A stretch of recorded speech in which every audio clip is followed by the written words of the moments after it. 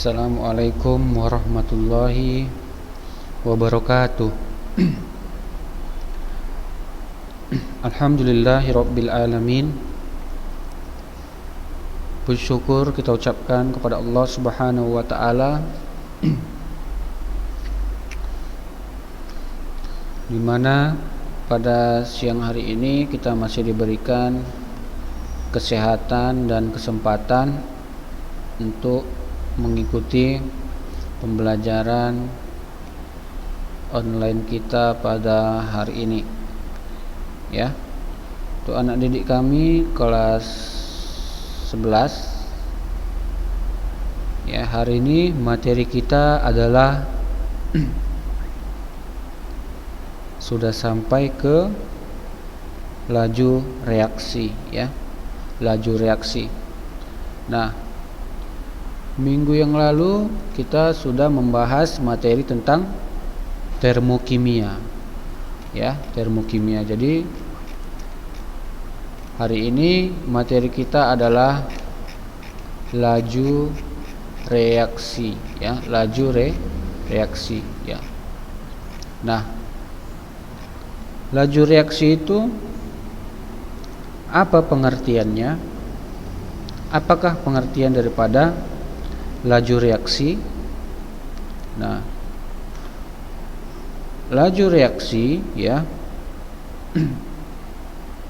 itu pengertiannya adalah, ya, laju reaksi itu pengertiannya adalah kecepatan reaksi, ya, kecepatan suatu reaksi. Misalkan nih, kita larutkan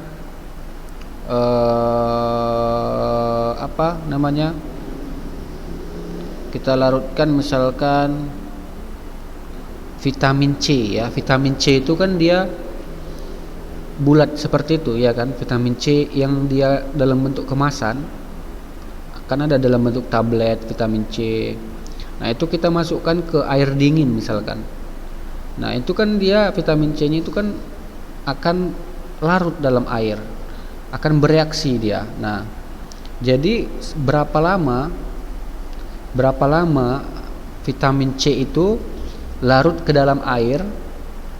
Nah, vitamin C itu larut ke dalam air berapa lama, ya kan? Berapa lama dia bisa larut? Apakah bisa larut sempurna kan seperti di dalam air? Itu bisa, ya, tergantung, ya, itu dipengaruhi oleh faktor-faktor, kan begitu kan? Nah, nanti akan kita pelajari apa saja faktor-faktor yang mempengaruhi laju suatu reaksi, ya. Nah, itu, ya, nanti akan kita pelajari apa-apa saja yang akan mempengaruhi laju suatu reaksi, kan begitu kan? Nah, jadi kalau misalkan vitamin C-nya besar, maka dia akan lebih lama larut dalam air, kan seperti itu. Kalau dia ukurannya kecil vitamin C-nya, maka dia akan lebih cepat larut, kan seperti itu. Nah, nanti apakah hanya faktor ukurannya saja? Nah, tidak, ya. Jadi faktornya dia ada mungkin faktor suhu airnya, ya. Dalam percobaan yang lain ini, ya, dalam percobaan yang lain dia ada mungkin faktor daripada suhu, ya, suhu airnya. Misalkan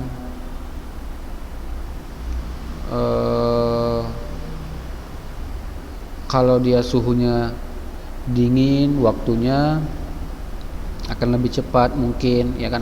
Atau kalau suhunya panas akan lebih lama mungkin, kan seperti itu. Nah, itu di percobaan yang lainnya, ya.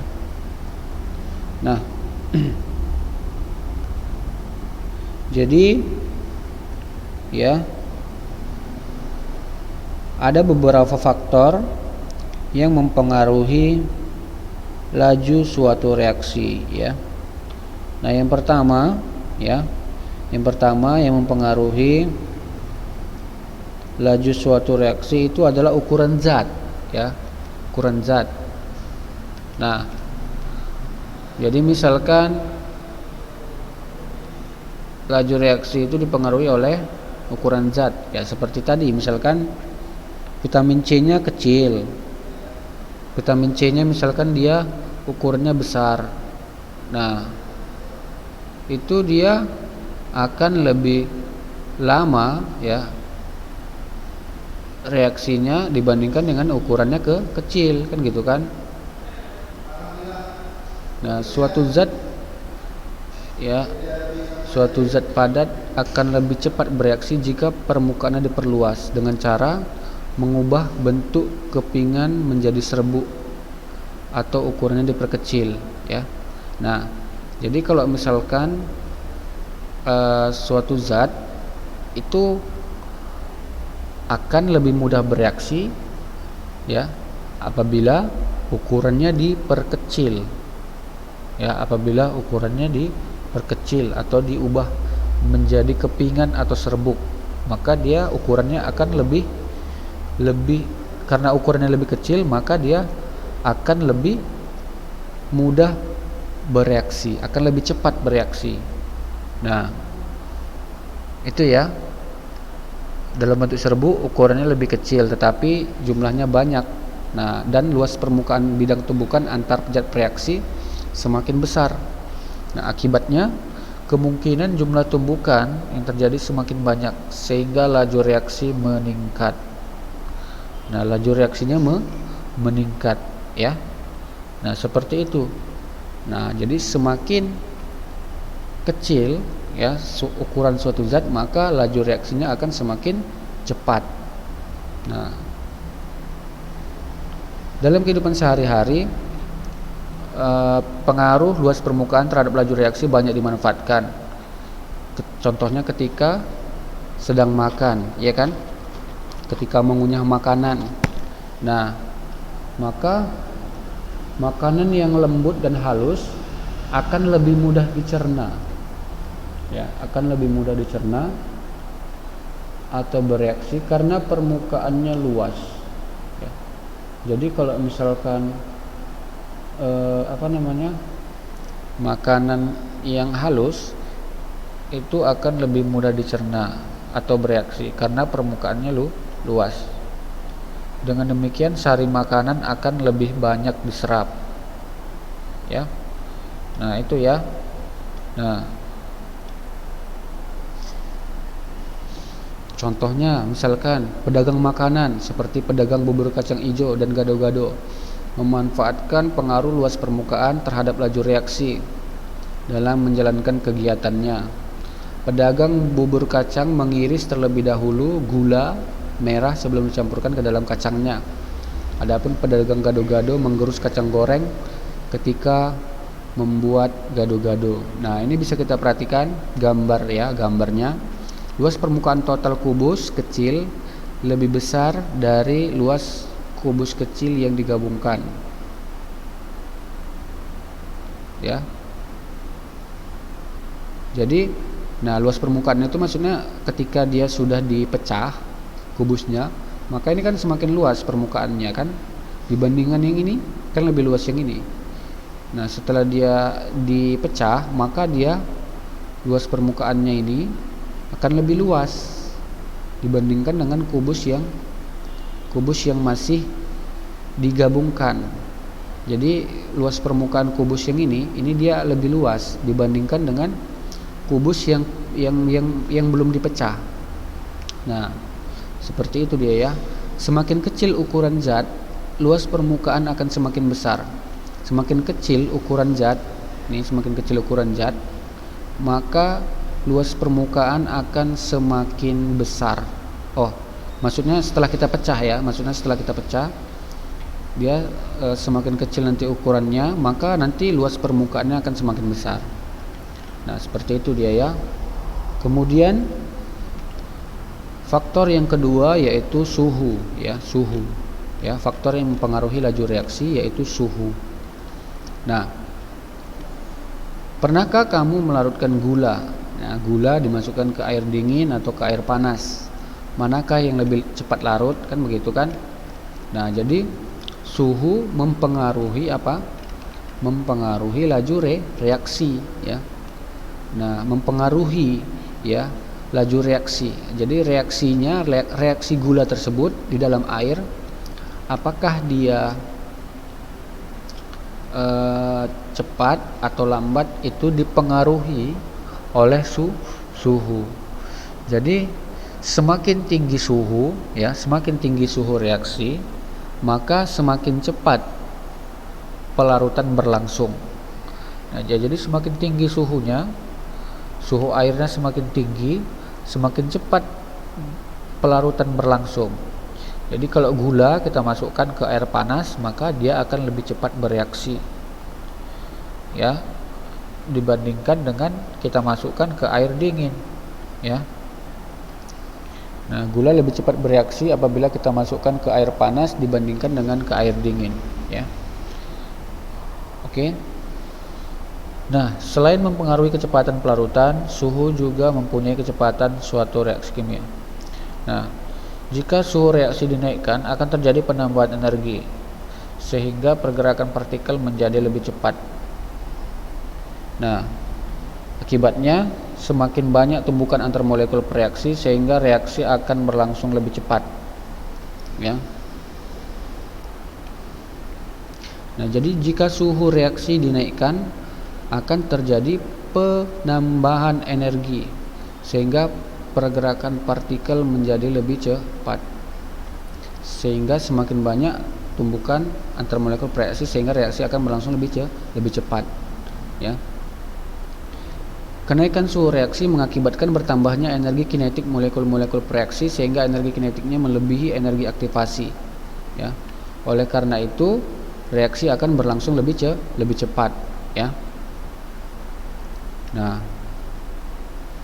jadi kenaikan suhu reaksi menyebabkan nilai energi aktivasi turun ya. Hubungan suhu dengan energi aktivasi itu bisa kita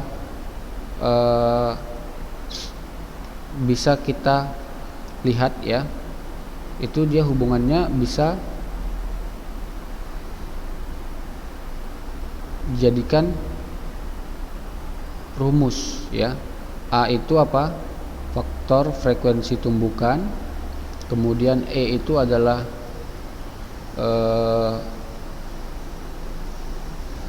EA, yang maksudnya EA itu adalah energi aktivasi, R itu adalah tetapan gas, T itu adalah suhu, K itu adalah tetapan laju reaksi. Tetapan laju reaksi, A itu adalah faktor frekuensi tumbukan, EA adalah energi aktivasi, R itu tetapan gas, T itu adalah suhu. Nah, jadi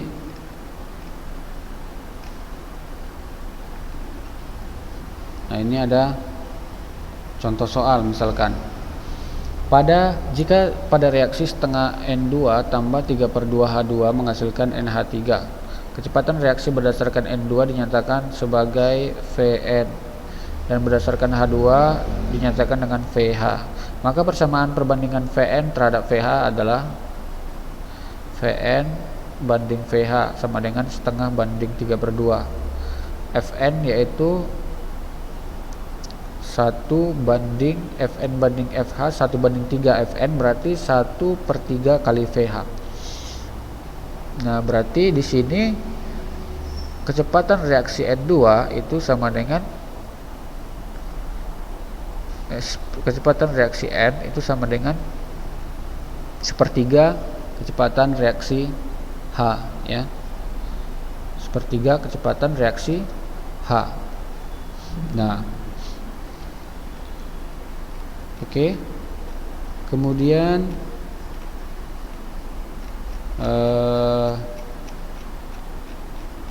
tadi suhu ya, ukuran zat sudah, suhu.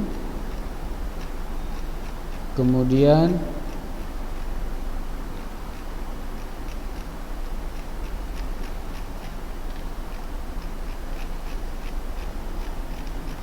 selanjutnya faktor yang mempengaruhi laju reaksi yaitu adalah apa? Konsentrasi konsentrasi, ya. Konsentrasi. Nah, ya, konsentrasi, ya. Nah, konsentrasi. Tapi sebelum ke konsentrasi, kita lihat dulu, ya, istilah teori tumbukan dan energi aktivasi, ya.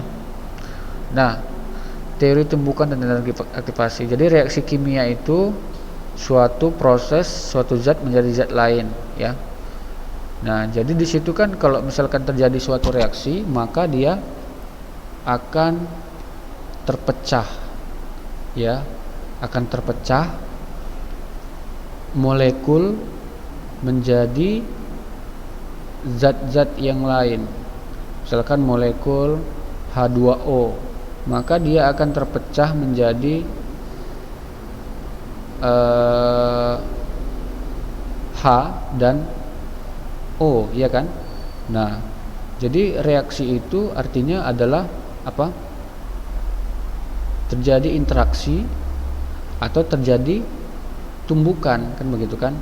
Nah, jadi tumbukan antar molekul itulah yang akan menghasilkan zat reaksi. Antar molekul bereaksi akan menghasilkan zat hasil reaksi. Nah, jadi hanya tumbukan efektif yang akan menghasilkan zat hasil reaksi, ya. Hanya tumbukan yang efektif yang akan menghasilkan zat hasil reaksi. Nah, kalau misalkan dia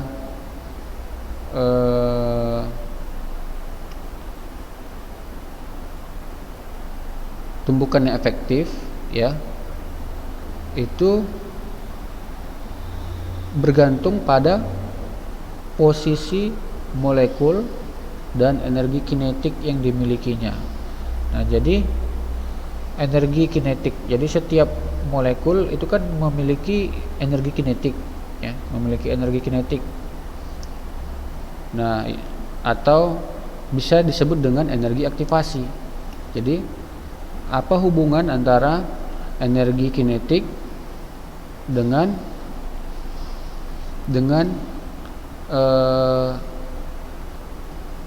laju reaksi? Nah, jadi energi kinetik minimum yang dimiliki molekul bereaksi agar tumbukan antar molekul menghasilkan hasil reaksi itu dinamakan dengan energi aktivasi, ya. Nah, jadi bisa kita lihat grafiknya, ya. Ini dia laju reaksi. Kemudian ini dia energi aktivasi, ya, energi aktivasi, ya. Jadi ketika terjadi suatu reaksi, ya, ketika terjadi suatu reaksi, maka awalnya dia mulanya kan dia sebelum bertumbukan kan dia normal, ya kan? Nah, pada saat bertumbukan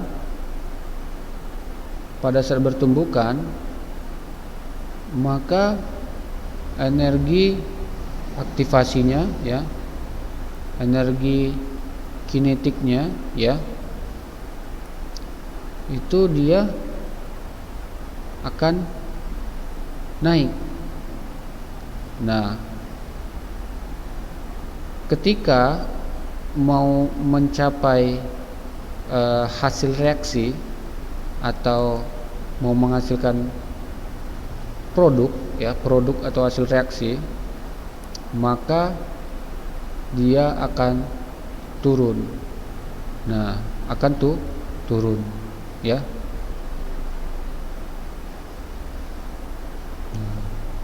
Seperti itu dia, ya.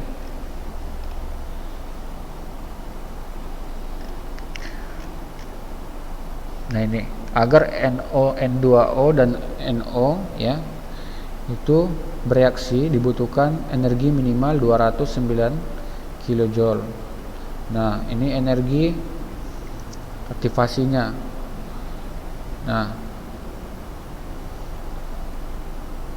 sedangkan agar reaksi NO2 dan N2 dapat balik lagi kembali menjadi N2O dan NO memerlukan energi 348 kJ.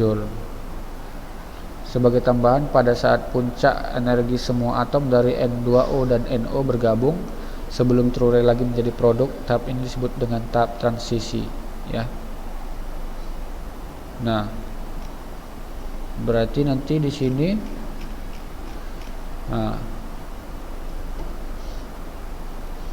ya, sesudah terjadi reaksi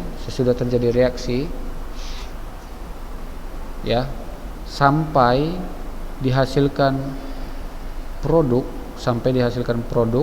ya, itu dia membutuhkan energi sebesar 348 kJ, ya, membutuhkan energi sebesar 348 kJ. Oke, itu ya untuk untuk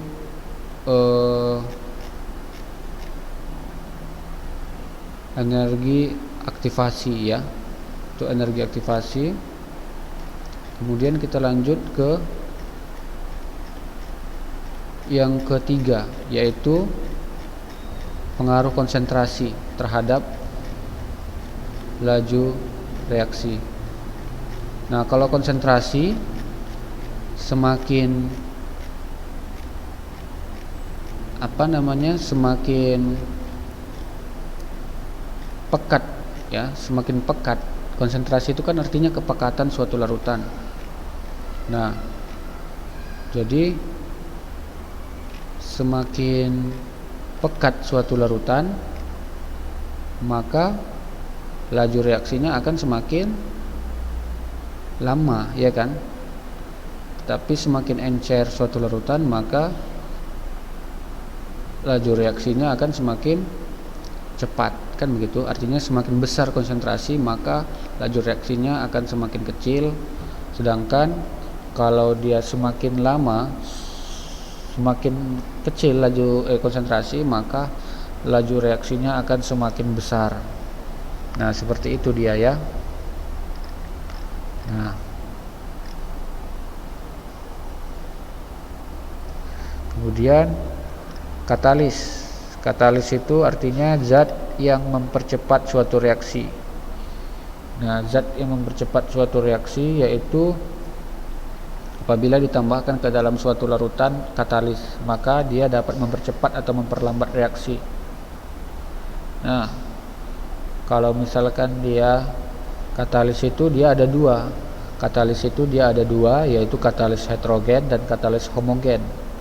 Nah, katalis heterogen yaitu yang tidak bercampur dengan zat reaksinya.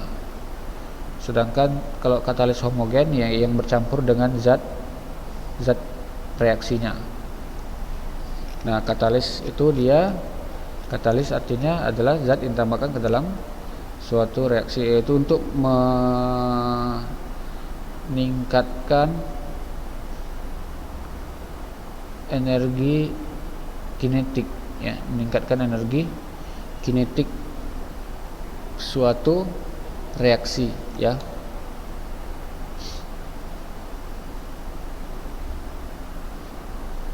Dan menurunkan energi aktivasi. Nah,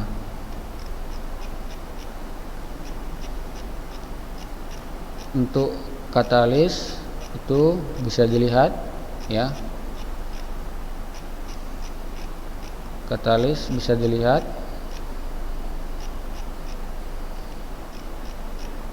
ini dia, katalis homogen, yaitu katalis yang wujudnya sama dengan wujud-wujud zat bereaksi, ya. Misalkan katalisnya reaksinya dia cair, maka katalis homogen dia wujudnya juga cair, kan begitu. Nah, katalis fungsinya adalah untuk mempercepat laju suatu reaksi. Kalau katalis heterogen, dia katalis yang wujudnya berbeda dengan zat reaksinya. Contohnya, katalisnya berwujud padat, sedangkan reaksinya berwujud cair misalkan.